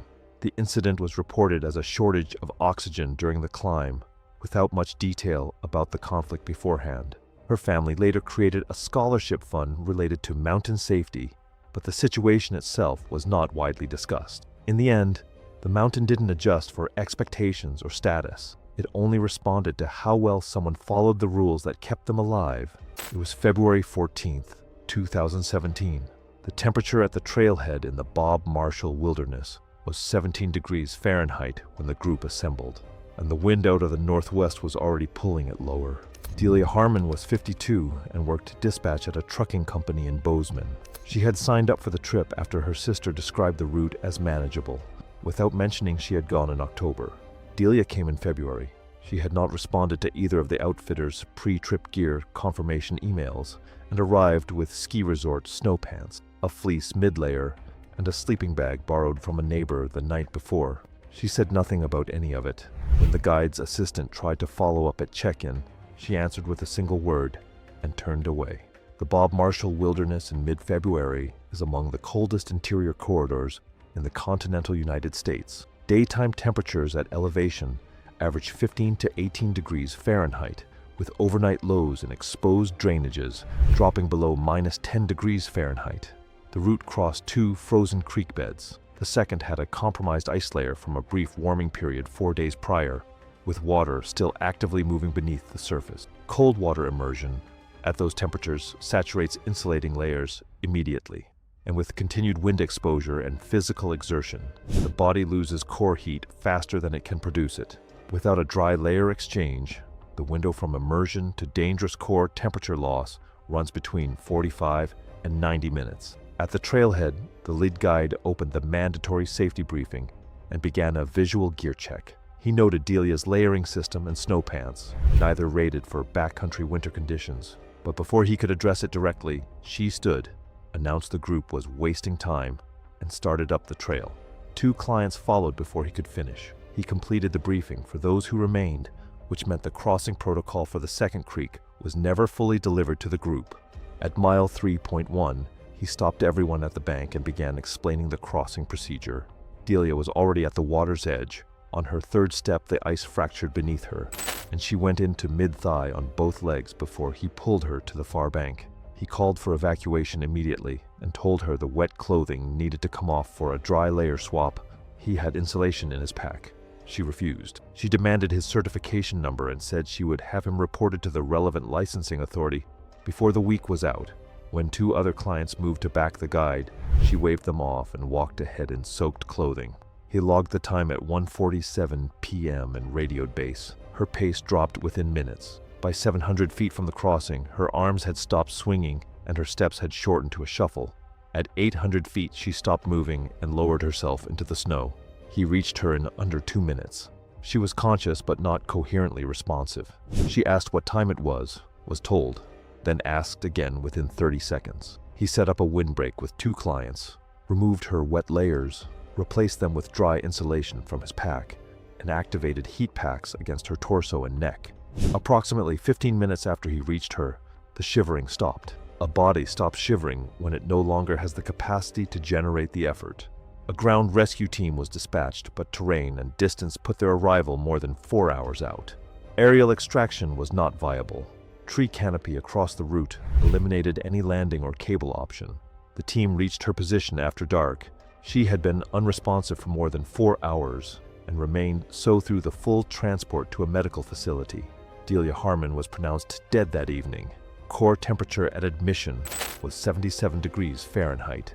Cause of death was listed as fatal hypothermia, with contributing factors including cold water immersion in sub-freezing conditions, refusal of immediate field clothing exchange, and sustained physical exertion in saturated layers following immersion. The guide's field log, radio records, and 4 client witness statements were submitted to the licensing review. He was cleared without conditions. Among his documented gear that day was an emergency insulation kit he had packed after noting her clothing at the trailhead. Extra weight he had carried for a client who never acknowledged the problem. It was the only reason there was anything to work with when she went down. It was May 8th, 2016. Camp 2 sat at 21,000 feet in the western CUWM, a vast glacial valley between the towering walls of Everest's southwest face and the Nuptse Ridge. The afternoon sun turned the CWM into a furnace, with temperatures reaching 80 degrees Fahrenheit, despite the altitude, while climbers prepared for their next acclimatization rotation. Sharon Holbrook was 42 years old, a senior vice president at a pharmaceutical company in Boston, who had built her career on efficiency metrics and process optimization. She had completed Kilimanjaro and Aconcagua faster than standard itineraries by eliminating rest days, reinforcing her belief that most limitations were failures of planning. She arrived with a modified 38-day timeline, nearly 40% faster than standard, and immediately demanded the expedition leader review her plan. When he declined, she suggested he was inflexible and resistant to innovation. At 21,000 feet, the air contains roughly 50% of the oxygen available at sea level, Acclimatization requires the body to produce additional red blood cells over weeks of gradual exposure. Cerebral edema occurs when fluid accumulates in brain tissue due to inadequate acclimatization, causing swelling, confusion, loss of coordination, and death if not treated with immediate descent. During the initial briefing, the lead guide outlined the acclimatization schedule: 3 rotations with rest days between each, followed by a summit push. Sharon immediately interrupted with her spreadsheet, which eliminated several rest days. The guide explained the schedule was based on decades of high-altitude physiology research. Sharon argued her fitness proved she acclimatized faster than average, and that the standard timeline was designed for out-of-shape clients. She made repeated comments over the following days about the expedition company's outdated methods. After the first rotation, Sharon spent her mandatory rest day working on her laptop and taking business calls. When reminded that rest days were for actual rest, she stated she knew her body's needs better than any one-size-fits-all schedule.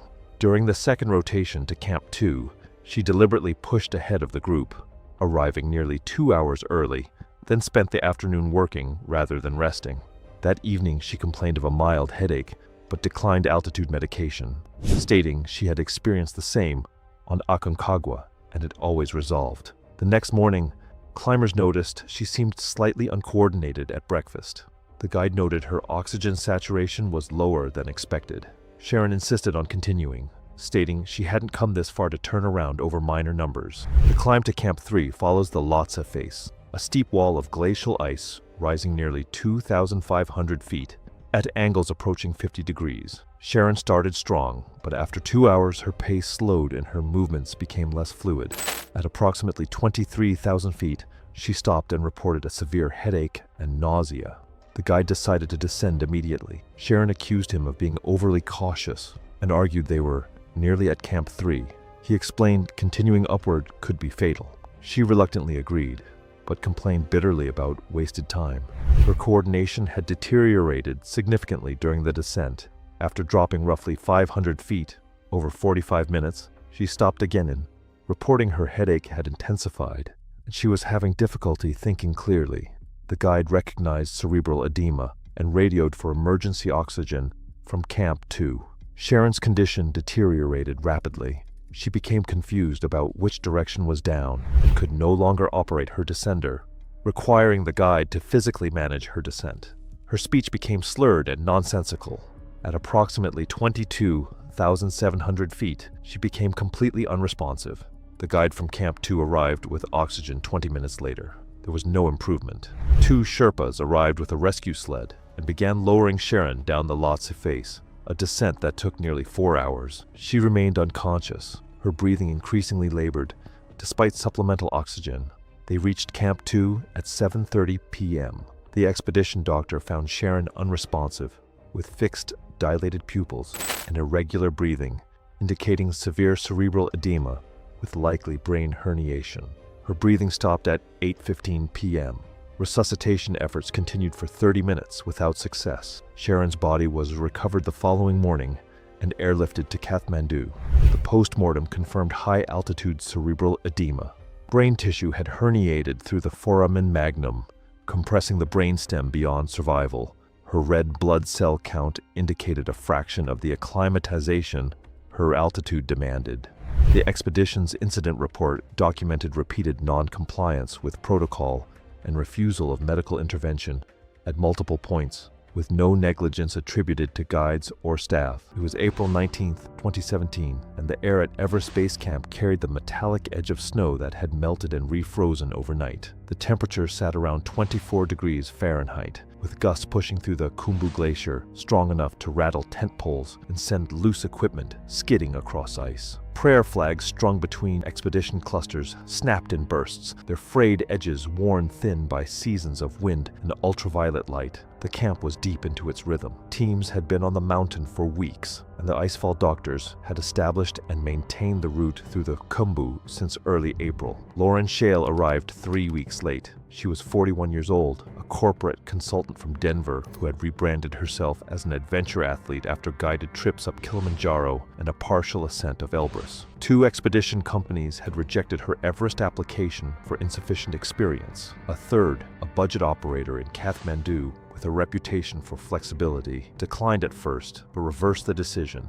after Lauren wired an additional payment to the owner's personal account. The operator reassigned an unused permit from a canceled client and added Lauren to the roster mid-season. The field team was never told. When Lauren showed up at base camp, the expedition leader didn't recognize her. The client manifest listed 7 climbers. Lauren made 8. She produced paperwork showing the Kathmandu office had added her, and a phone call to the operator produced vague confirmation. The money had already been accepted. Lakpa Rangdu, the expedition's lead Sherpa, 36 years old with 9 Everest summits, saw the problem right away. Oxygen allocations, tent assignments, food rations, and Sherpa pairings had all been calculated for 7. Adding an 8th without adjustments meant someone would come up short when it mattered. That's what gets me every time with these stories. The guy with 9 summits flags the problem on day 1, and the answer is basically, figure it out. The first acclimatization rotation through the Khumbu icefall exposed Lauren completely. She clipped her ascender backward twice. She froze on a ladder crossing until a line of climbers stacked up behind her. Her crampon technique alternated between flat footing, where she should have been front pointing, and dragging her feet in ways that snagged the rope. Lakpa corrected her patiently at first, then firmly, then with visible concern. Other clients on the rotation started requesting different group assignments. Nobody wanted to be roped to someone who couldn't keep pace, and the resentment was building quietly across the team. When Lakpa brought it to the expedition leader, Lauren was standing right there and jumped in, insisting her performance was normal for a first rotation. She name-dropped routes in Patagonia and a winter Denali attempt. A client who had actually climbed the Patagonian route later told the guide team that Lauren's descriptions didn't match the terrain. And look, I've seen climbers stretch their resumes before. Everyone adds a little polish. But making up entire routes you've never set foot on while standing next to people who have, that's a different level. The second rotation to Camp 2 at 21,000 feet confirmed everything. Lauren stumbled on flat glacier terrain, burned through water at twice the rate of other clients, and needed rest stops that pushed the group 2 hours behind. The third rotation reached only 22,800 feet, well short of Camp 3 at 23,500. Lauren couldn't hold front point technique on steep ice. Lakpa had to physically guide her boots into placements. They turned back. Lauren had never acclimatized above 23,000 feet. When the summit window opened, the expedition leader barred Lauren from the push. Her response was controlled, but threatening. She would contact the Kathmandu operator, have the guide replaced, and pursue legal action for services not rendered. She appeared to accept the decision. She did not. Lauren tagged along with another team's rope line during the afternoon, pushed to the South Col. In the crowding and wind, Sherpas assumed she belonged to a neighboring expedition. That night, Lakpa found her on the fixed ropes at 27,000 feet, climbing alone in the dark with no Sherpa assigned. Base camp radioed to turn her around, but pulling someone off a fixed rope who won't cooperate at that altitude risks both lives. Lauren refused to go down. They found her body the following afternoon at around 27,800 feet, seated against a rock band above the balcony. Her oxygen mask hung around her neck. Her hands were bare. Her eyes were open. She had never acclimatized above 23,000 feet, and cerebral edema had done what it always does to unprepared bodies. She was 41 years old. The bare hands are the detail I keep coming back to. Severe haste destroys judgment so completely that climbers stop protecting themselves from the cold. The brain can't process danger anymore. She was freezing to death and didn't have the awareness left to care. The Kathmandu operator faced investigation. 2 legitimate clients on the expedition failed to summit because Lauren's presence had thrown off the rotation schedule and squeezed their acclimatization windows. It was July 22nd, 2015. The Shoshone National Forest in northwestern Wyoming sits directly against the eastern boundary of Yellowstone, one of the densest grizzly bear habitats in the contiguous United States. The backcountry trail system there sees moderate foot traffic on its front miles, but thins out fast once you push past the first few hours in. By mile 11, you are genuinely remote. Cell service is gone, terrain is dense, and wildlife activity is constant in summer. It is not a place that forgives poor decisions quietly.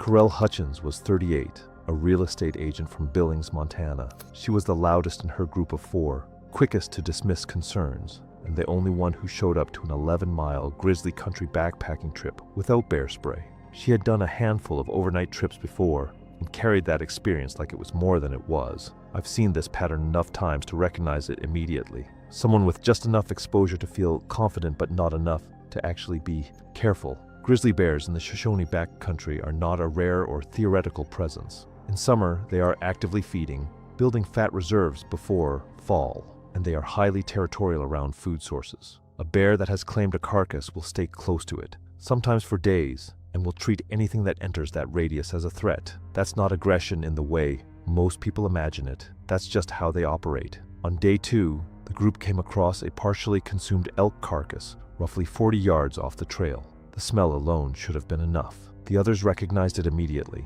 An active food cache, which meant an active bear, likely close. They wanted to reroute. Corell called it an overreaction and kept pushing. That evening at camp, the others hung their food properly. She left scraps near her tent, wrapper residue, food odor on her cooking gear. Nothing packed out the way it should have been. That campsite was essentially an open invitation, and something accepted it. A grizzly entered camp at approximately 5:40 a.m. the following morning. The others were awake but still inside their tents, staying still, which is the correct response. Corell unzipped her tent and stepped outside, likely disoriented from sleep. The bear turned toward her the moment she emerged. She backpedaled, caught her foot on a tent stake, and went down. The bear closed the distance in under 4 seconds. The first bite came down on her left shoulder, tearing through the trapezius muscle and fracturing the clavicle. It dragged her approximately 12 feet across the ground, released, then drove its jaws into the left side of her neck. The bite lacerated the left internal jugular vein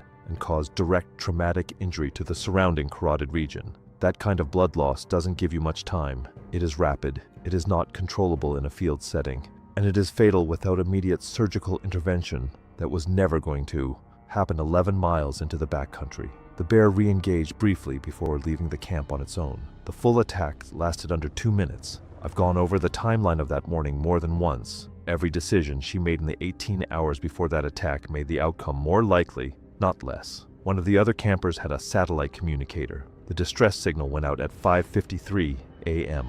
The group was 11 miles from the nearest trailhead through dense terrain with no direct access route. Help reached them after 4 hours and 45 minutes, which, given the location, was actually fast. Corell was still alive when the others reached her, but lost consciousness within minutes and did not regain it. She was unresponsive well before responders arrived. Cause of death was exsanguination. The internal jugular laceration produced blood loss that moved faster than anything her companions could have slowed with the gear they had on them. Contributing factors were straightforward. No. Bear spray, food mismanagement at camp, and direct exposure by exiting the tent during an active bear encounter. A grizzly matching the track pattern and the size profile was identified in the surrounding area in the days following. No further action was taken regarding the bear. GPS track data recovered from one of the other campers' devices showed the group's route passing directly alongside the carcass site the previous afternoon, a logged record of exactly where they were and when. The case was ruled accidental. No further inquiry was opened. It was April 29th, 2018, during the traverse between Camp 2 and Camp 3 on Mount Everest's Lhotse face. The steep exposed route at 23,500 feet requires climbers to remain constantly attached to fixed safety lines installed by Sherpa teams. Every step demands focus, and the margin for error is nearly non-existent.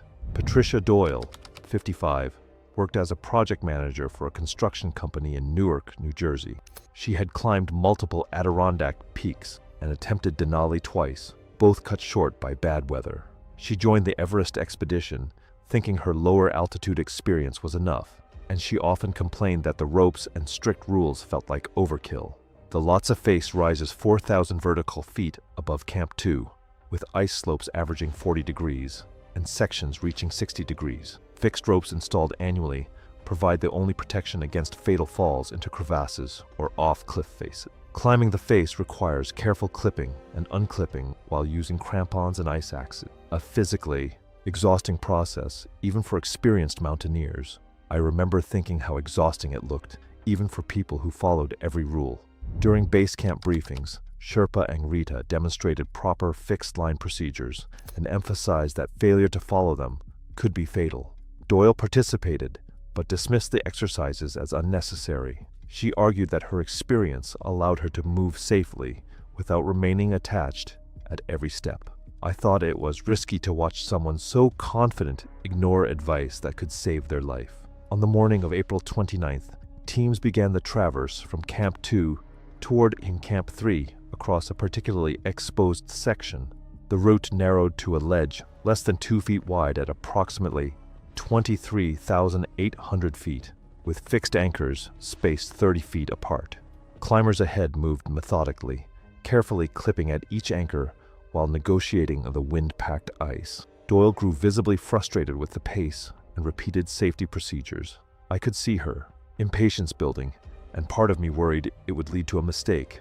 After waiting about 45 minutes, she decided to take matters into her own hands. She unclipped from the fixed line, determined to move past slower climbers and get back in control of her schedule. For the first 20 feet, she moved confidently, maintaining her balance and rhythm, appearing sure of every step. But at the narrowest point, her crampon struck a hidden patch of verglas, a thin, glossy sheet of ice over solid rock, and failed to grip. Her foot slid sideways, and without the security of the fixed rope, she lost balance instantly. I felt a chill run through me the moment I saw her slip. At that height, there was no way to stop a fall. Everything unfolded in seconds, and with sheer drops on both sides, there was no margin for error once momentum took over. Her initial sideways tumble quickly turned into a straight, uncontrolled slide down the 45-degree ice slope. Her ice axe was not positioned for self-arrest, leaving nothing to slow her rapid descent.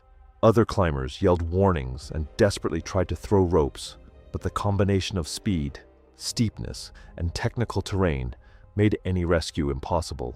In moments, she vanished from view, illustrating just how unforgiving and immediate the consequences of one small misstep can be at extreme altitude. Within seconds, she disappeared from view, sliding toward a series of crevasses 2,000 feet below. I remember thinking that even the most experienced climbers have no margin for error here. It's unforgiving. Recovery teams located her body 3 days later in a crevasse system at 21,800 feet. The extreme terrain made the operation risky for the Sherpa rescuers. Her injuries were consistent with a high-speed impact from the fall, and the coroner determined that death had been instantaneous. Local newspapers in New Jersey reported the incident as "experienced climber dies on Everest," but they largely omitted the details about the safety violation that led to the fall. Her company later established a safety training fund in her memory. Watching the climb, it felt obvious that confidence earned at lower altitudes can become deadly overconfidence at extreme heights, where strict adherence to safety systems is the only protection. Even small lapses in judgment here can be fatal. It was September 6th, 2016. Fremont Canyon is a narrow granite gorge in central Wyoming, carved into the high plains near Alcova Reservoir. Its walls drop sharply on both sides, threaded with crack routes and multi-pitch technical lines that draw experienced climbers from across the region. From the rim on a clear fall morning, it looks approachable.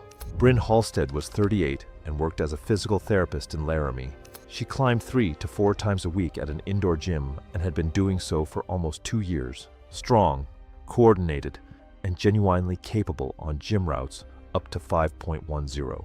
She booked a guided technical ascent through a licensed outfitter in late August, rated herself as intermediate to advanced on the intake form, and selected a multi-pitch route that included a crack section rated 5.9. The gap she didn't know existed. Gym climbing does not involve crack technique. A hand jam, where the climber seats their hand inside a vertical rock fissure and applies outward pressure against both walls to generate a hold, has no equivalent in gym movement. She had never placed one. Fremont Canyon's routes shift in character as they gain elevation. The first 2 pitches on the route Bryn selected are face-dominant. Positive holds, predictable movement, accessible to a competent gym climber. Pitch 3 opens into a sustained hand and finger crack rated 5.9. A grip on the exterior edge provides no load resistance on a vertical pitch, and fall geometry on this section is outward swinging. A climber whose weight sits outside the crack at failure generates a lateral pendulum arc of 8 to 12 feet, enough to contact the adjacent wall or the ledge system below. The day before the ascent, the licensed guide conducted a skills assessment at the canyon base. On a short cracked section of the warm-up route, Bryn gripped the exterior edge with her thumb on top. Functional on a low-angle 5.6, useless on a vertical crack under load. He told her the scheduled route required demonstrated crack technique at a 5.8 level and offered two alternatives: a face route within her ability, or a rescheduled ascent after a crack clinic. She told him she had not driven 4 hours to climb a beginner route. At 7:44 p.m., he sent a formal written refusal to the outfitter and to her booking contact, stating plainly that her skill level was incompatible with the crack sequence on pitch 3.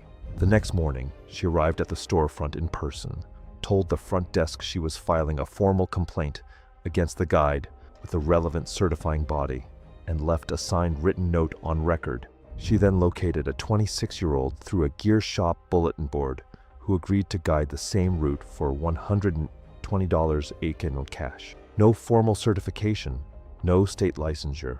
They began the ascent at 10:40 a.m. Pitches 1 and 2 went without incident. Both were face dominant and the movement matched her gym experience closely enough to feel familiar. Pitch 3 changed at the 15-foot mark.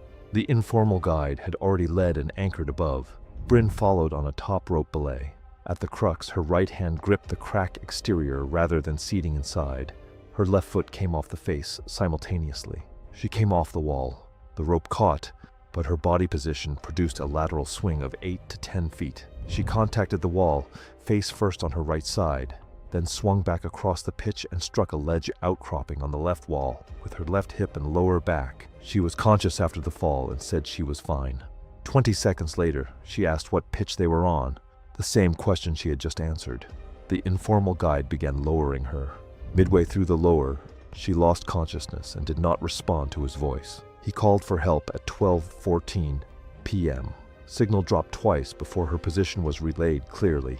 Canyon wall clearance prevented aerial access. A rescue team rappelled from the rim and reached her at approximately 2:50 p.m. She was unresponsive throughout. She was pronounced dead at a medical facility at 5:22 p.m.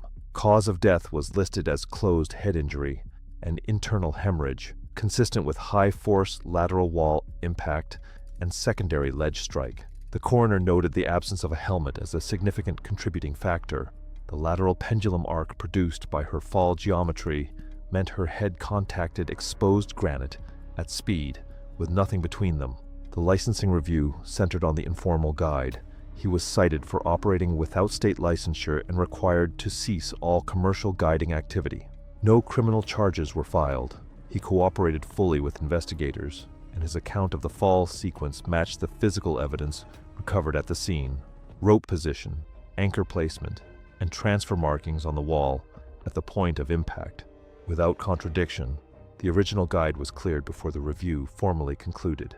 His written refusal had described the pitch 3 crack sequence, the specific technical deficiency he observed during the assessment, and his reasoning for declining the route. Investigators noted that the fall occurred at the exact location and under the exact conditions he had outlined the evening before.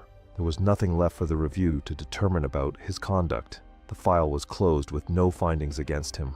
It was May 15th, 2017. Camp 3 clung to the Lhotse face at 23,500 feet, a collection of small tents perched on narrow platforms carved into steep ice. The wind howled at 40 miles per hour, and the temperature had dropped to -10 degrees Fahrenheit as afternoon faded toward evening. Stephanie Harmon was 35 years old, a personal trainer and fitness studio owner from Denver who held multiple certifications in strength, conditioning, and athletic performance. She arrived convinced her training had pre-adapted her body to altitude and that standard protocols were overly conservative for someone at her fitness level. She repeatedly told other climbers that most altitude problems stemmed from poor conditioning rather than genuine physiological limitations. At 23,500 feet, atmospheric pressure is roughly 1/3 of sea level, meaning each breath delivers only 1/3 of the oxygen the body needs. Pulmonary edema occurs when low oxygen causes blood vessels in the lungs to constrict unevenly, forcing fluid into the air sacs where oxygen exchange happens. The accumulation makes breathing progressively more difficult, eventually drowning the victim. During the first rotation to Camp 2, Stephanie maintained a strong pace and showed no altitude sickness. She spent the rest day doing bodyweight exercises outside her tent. The expedition doctor explained unnecessary exertion was counterproductive, as the body needed energy for acclimatization. Stephanie dismissed this, citing muscle protein synthesis research and arguing that active recovery was superior to passive rest. During the second rotation, she again performed well, but hiked several hundred feet up the western CWM on her rest day, despite being explicitly told not to. She privately told other climbers the protocols were designed for average fitness levels, not athletes like herself. On May 14th, the team climbed from base camp to Camp 2, then continued to Camp 3 the following morning. Stephanie arrived in the early afternoon and spent 30 minutes outside organizing gear rather than resting, exposing herself to brutal cold and wind. By early evening, she had developed a dry cough. By 8 p.m., she was breathing rapidly and felt short of breath lying still. Sleep was impossible. At 10 p.m., she called to the guide, reporting difficulty breathing. He listened to her lungs and heard faint crackling. Her cough had become wet, producing pink-tinged sputum. The guide told her she needed to descend immediately. Stephanie argued that early-stage pulmonary edema could be managed with rest and supplemental oxygen. The guide was firm. Descent was not optional, and every minute of delay increased the risk. Stephanie insisted her cardiovascular system was stronger than average, and she could push through with oxygen support. When the guide remained insistent, she finally agreed, but asked to wait until morning for better visibility. The guide told her waiting was not an option. Stephanie's movements were slow as she prepared her gear, stopping frequently to catch her breath. Putting on boots and harness took nearly 20 minutes. 2 additional guides joined and clipped her into the fixed rope. The descent down the Lhotse face at night was treacherous. Stephanie's breathing was loud and ragged, audible over the wind. After descending roughly 500 feet over an hour, she sat down and could not continue. The guide placed an oxygen mask at maximum flow, but her breathing remained labored. Her lips and fingernails had taken on a bluish tint. Over the next 30 minutes, her breathing became a wet, gurgling sound.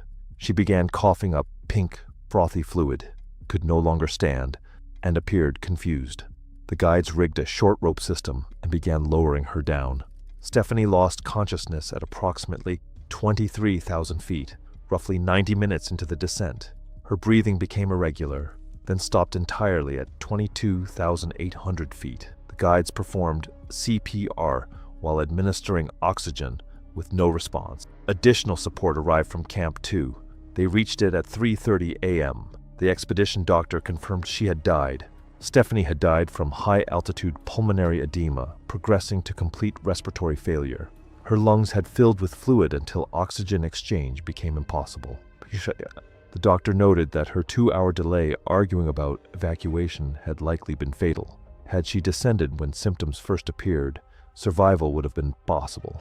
Among her belongings was a training log documenting over 40 hours in hypoxic chambers, with handwritten calculations concluding she would acclimatize faster than standard protocols predicted. It was May 18, 2013, and the Lhotse face gleamed under mid-morning sun like polished blue glass. Fixed ropes running up the face were packed with climbers from multiple teams, each moving at their own pace while Sherpas threaded between them, hauling loads. Nicola Pryor was 39, from London, stuck behind a climber who stopped every 15 steps. Her budget expedition ran large groups with barely any Sherpa support, and the pace was set by the slowest person on the team. Nicola was fitter than all of them, and the frustration had been building since the first rotation. She had noticed the faster expedition days earlier: efficient clients, more oxygen, better gear. On summit push day, she left Camp 3 early and fell in behind the faster group. She clipped onto their rope and slotted herself into their line like she belonged. Kancha Nuru, the faster expedition's lead Sherpa, 40 with 12 Everest summits, spotted her at a rest stop around 24,800 feet. He checked with his expedition leader by radio. She wasn't on the manifest. His expedition had contributed to the shared route-fixing effort above Camp 3. The oxygen at Camp 4 was set aside for his clients. Her being there threw off the safety math he was running.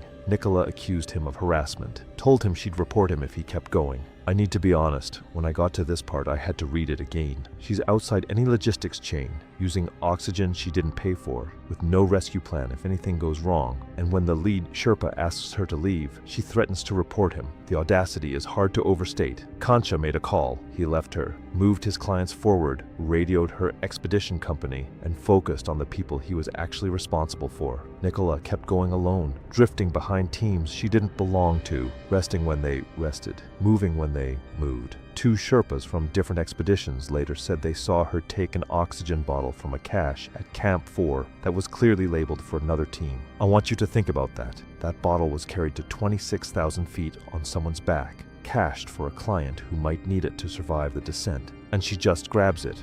She ducked into an empty tent on the South Col and rested before the summit push. Using shelter she hadn't arranged and fuel she hadn't paid for, she left for the summit that night, following headlamps in the dark, carrying 1 oxygen bottle with no spare and no Sherpa keeping track of her. She reached the balcony at 27,600 feet behind the main groups, already hours deep into her single bottle supply.